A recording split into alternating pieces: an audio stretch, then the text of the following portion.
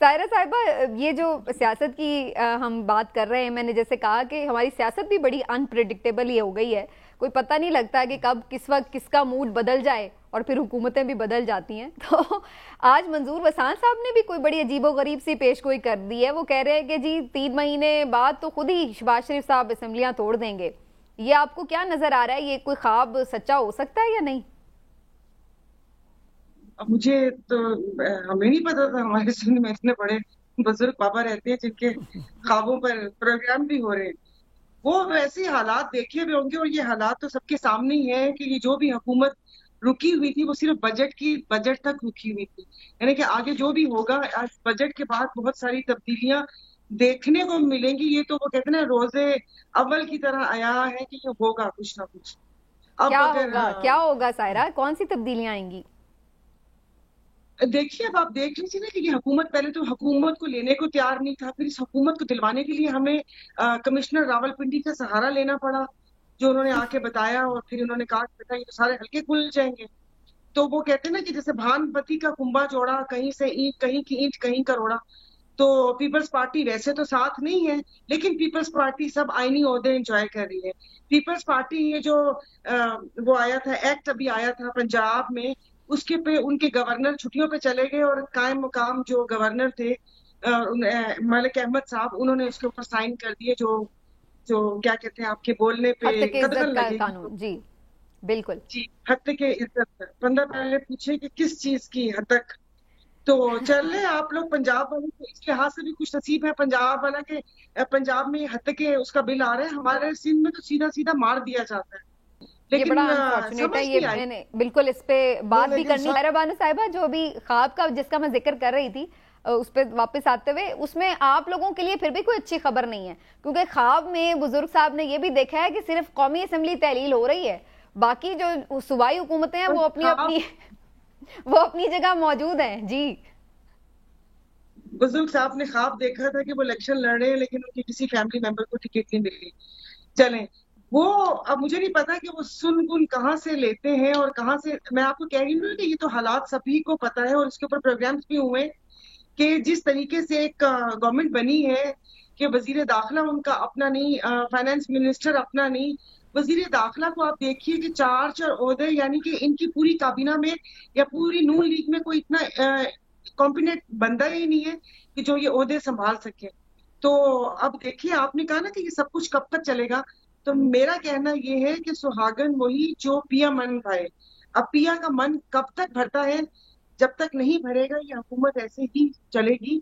और जैसे कि उन्होंने बोला कि उससे पहले खान साहब के ऊपर इतनी इल्जामात की बौछार थी जब उन्होंने सूबाई असेंबली तहलील की, तो ये कैसे कह सकते हैं कि सूबाई असेंबली रहेंगी और यस। कौमी असेंबली तहलील हो जाएगी? यानी कि ये मजाक चल रहा है। एक कर्ज में डूबी हुई कौम का 70 अरब रुपए आपने इस रिगिंग वाले इलेक्शन के ऊपर लगा के, और अभी भी अपने मनपसंद लोगों को क्या करना है, मुझे ये समझ नहीं आ रही।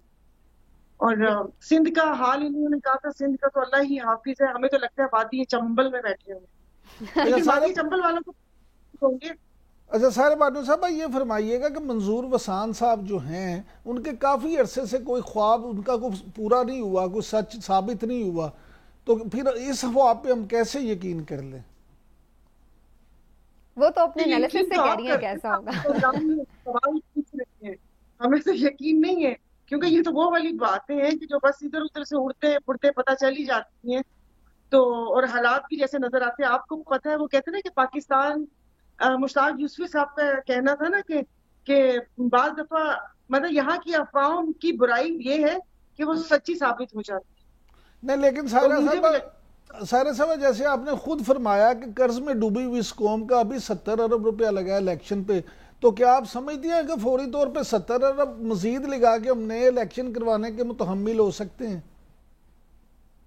है, मुतहम्मिल तो नहीं हो सकते अगर ऐसी इलेक्शन करवानी है। मैं तो पहले भी कह रही थी कि ये 70 अरब भी ना लगाते, कुरानदाजी निकाल लेते, पर्चियां डाल लेते। हम्म। जैसे बचपन में हम लोग खेलते थे, बस उस पर्ची के हिसाब से, या 3 3 साल का ये दोनों पार्टीज कर लेती, कि 2 साल एक का वजीर आजम तो 2 साल दूसरे का वजीर आजम। जब इस कौम के मैंडेट का एहतराम ही नहीं करना था, यहाँ पर जो हमारे साथ हुआ, जो सिंध का पूरा सौदा हुआ, तो मैं तो कहती हूँ ये वाले इलेक्शन और अगले भी ऐसे इलेक्शन करवाने, तो उसके लिए तो ना ही करवाएं। कौम का पैसा वो डायरेक्ट आवाम बेचारी को सब्सिडी दे दें, बिजली की जी मद में दे दें या खाने पीने की मद में दे दें। बिल्कुल सही बात। लेकिन ये इस वक्त इमरान साहब, अब जो एक और इंटरेस्टिंग बात है कि ये जो सियासत हो रही है हुकूमत की तरफ से, लगा ये नहीं रहा कि सिर्फ ऑपोजिशन उसके ऊपर नाला है या शिकायत कर रही है, बल्कि खुद उनके अंदर से आवाजें उठ रही हैं। अभी हमने देखा कि मिफ्ता इस्माइल और शाहिद खान अब्बासी साहब अलग हो गए, उधर से मुस्तफ़ा नवाज खोकर साहब पीपल्स पार्टी से एक डिफरेंट अप्रोच रखते हैं, और अब जुबैर साहब, मोहम्मद जुबैर साहब जो कि इतने गवर्नर रहे हैं पीएमएलएन के, बड़े सीनियर बड़े इंपॉर्टेंट पॉलिटिशियन रहे हैं पीएमएलएन की तरफ से, लीड करते रहे हैं, वो खैरबाद कह गए हैं। ये हमने आमतौर पर प्रैक्टिस देखी नहीं है कि कोई पार्टी रूलिंग पार्टी हो, इक्तदार में, और उसको लोग छोड़ के जा रहे हो। उसकी बुनियादी वजह ये है सवीना साहिबा कि जो मोहम्मद जुबैर साहब है ना, वो मैं तो ज़ाती तौर पे उन्हें पॉलिटिशियन समझता ही नहीं। अच्छा। वो नजरियाती कारकुन कभी भी नहीं थे, वो कभी भी नजरियाती उस तरह से नहीं थे। अगर सायरा बानो साहबा जो हैं वो, क्योंकि उनको मुझसे भी ज़्यादा जानती हैं, तो ये मेरी बात की शायद तस्दीक करें। मुझे क्योंकि पता है उनकी कहानी कि वो किस तरह से मुस्लिम लीग नून में आए थे और किस तरह से शामिल हुए। आज जिस शहबाज शरीफ के साथ वो उन्होंने इख्तलाफात का ऐलान किया, असल में शहबाज शरीफ साहब की ही फैमिली की वो पेशकश थे।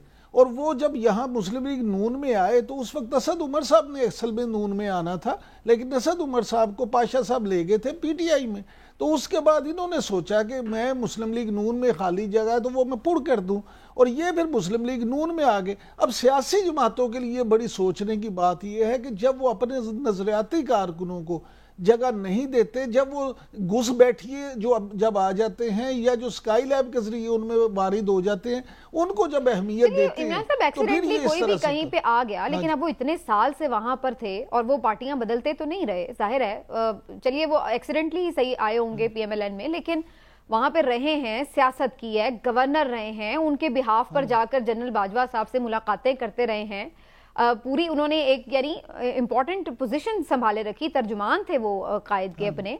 कहने का मकसद ये है कि आप ये कह के सिर्फ ये तो नहीं हो सकते कि जी चूंकि वो थे ही नहीं उनके, भाई शाहिद खान अब्बासी साहब एक पूरी उम्र है उनकी, चौधरी निसार साहब पूरी उम्र अच्छा, उन्होंने गुजारी है पीएमएलएन में, कहाँ है आज ये सब? समीना देखें, शाहिद खान अब्बासी साहब और चौधरी निसार साहब वो प्रॉपर सियासतदान है, वो सियासत के रमूज समझते हैं, और वो उनकी बड़ी कुर्बानियां हैं। इसीलिए उनके अलग होने के बावजूद आप देखें पिछले 10 दिन में 2 दफ़ा मियां नवाज शरीफ ने पब्लिकली उनकी ना सिर्फ तारीफ की है, बल्कि उन्होंने कहा है कि उन्होंने बहुत कुर्बानियां दी हैं पार्टी के लिए भी। तो छोड़ क्यों गए? सवाल तो मेरा ये था बुनियादी कि छोड़ के क्यों जा रहे हैं? मेरी गुजारिश सुनो, नहीं इनके केस अलग हैं।